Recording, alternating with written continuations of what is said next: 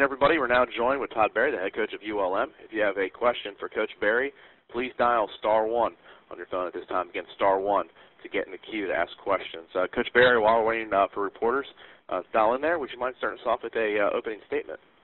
Sure. We're obviously excited to play early this year. This is, generally speaking, we've always tended to seem to open up either on the opening Saturday of college football or a week later, which has happened to us twice. And so to be kind of one of the early games, we're excited about that. It's a great exposure game for us.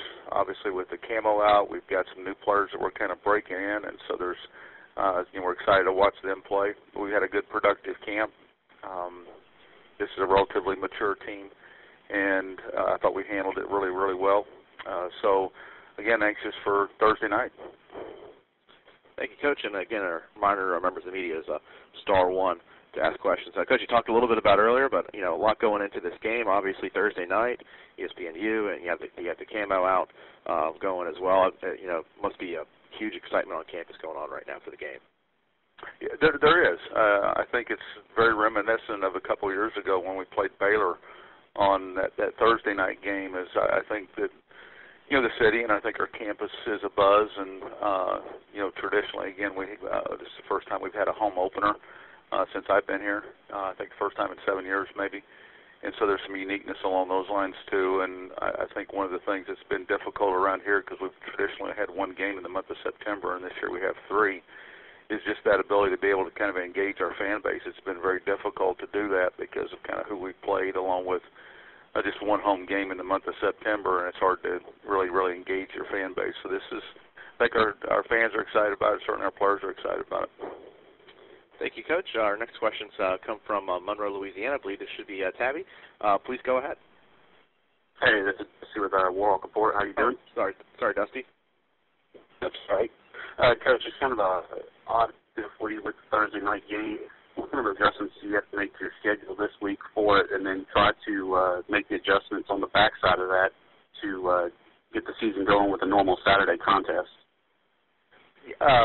Dusty, could you repeat the first part of that because you cut out on me? I'm sorry. Yeah, sorry.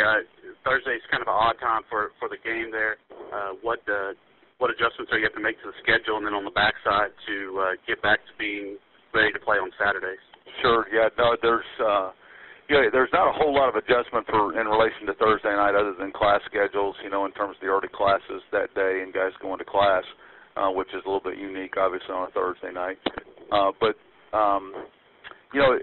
Because it's the first game of the season, there's really not that much that you have to adjust to as you do in mid-season.